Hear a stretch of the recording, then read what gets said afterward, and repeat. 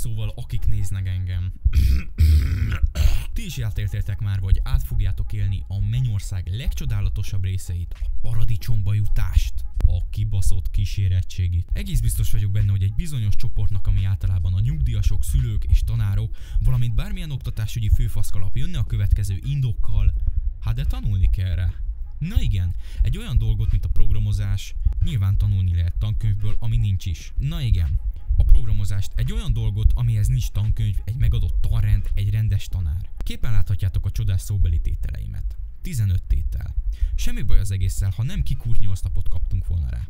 Egész évben egy kurva szó nem esett például programozásból, és nem is vettük ezeket a szarokat belőle, így érdekes módon a 21 fős csoportból 17 ember írt egyest, milyen meglepő. Ugyanaz a fószer tartja az elméleti és a gyakorlati órát, és mintha egy másik univerzumba találná magát az ember. Bejön az erős 30-as évei végén lévő pasas, kb. 40 kg, majd elkezd köröket és csíkokat húzogatni a táblára, és szerint ez a programozás. Majd ilyen hangon kezd el történeteket mesélni.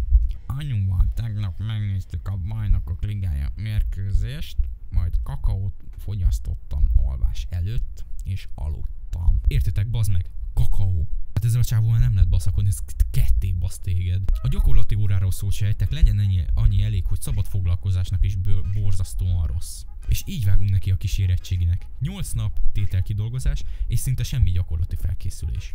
Véletlenül se, hogy vizsgáztató tanárokkal van bajom, hisz ők mások voltak, nem ők tehetnek arról, hogyha nem készít fel minket a tanár, természetesen. De így nem lehet kísérettségizni, érettségizni pedig végképp nem lehet. Aki pedig kitalálta ezt a fos rendszert, hogy kísérettségi, plusz még 50 órás közmunka, plusz még szakmai gyakorlat, az azért bekaphatja egy kicsit a farkamat. Mi pedig diákok nyáron kurva meleg termekbe szopjuk a faszt, míg ő Ibizán meg ilyen-olyan helyeken nyaralgat. Közpénzből.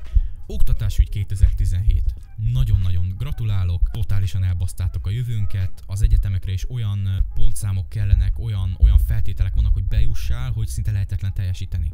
És szerintem jogos a felháborodás. Az elvárások azok kurvára vannak, de cserébe nem kapunk semmit, vagy csak nagyon keveset. WC papír nincs a kurva WC-be, de minden más elvárás van. Szopás, szopás és szopás. Így tudom leírni az eddig elmúlt 3 évet az iskolában.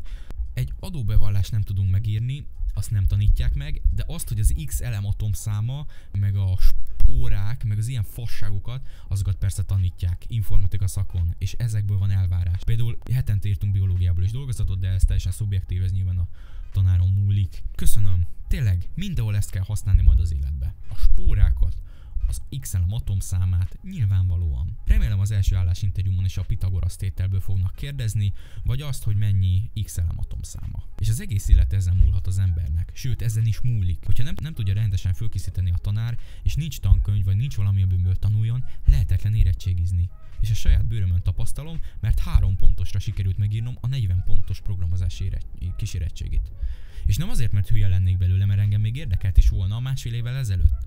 Csak mivel 3 év alatt már a 7. tanárom van programozásból, és egyre megy lejjebb a színvonal, és olyan elvárások vannak, 0 oktatással szinte, ami teljesíthetetlen. Rettentesen szar az oktatásügy, és az egészben az a vicc, hogy a 60-70 éves emberek próbálják megmondani, hogy mi a jó nekünk diákoknak.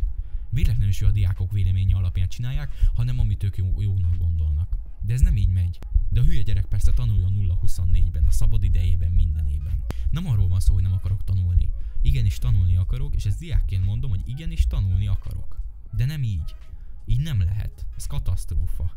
Elveszik a nyári szünetemet a faszos szakmai gyakorlattal, amiben semmit nem csinálunk. Minek kell akkor szakmai gyakorlat? Ha ilyen elvárások elé állítják a diákokat, akkor igenis a tanároknak és az oktatásügynek is kutya kötelessége lenne olyan feltételeket biztosítani, ami alapján az érettségit ténylegesen le lehet tenni. És nem pedig ilyen, ja hát azt old már meg te a saját pénzeden, mert mi a közpénzt azt elherdáljuk.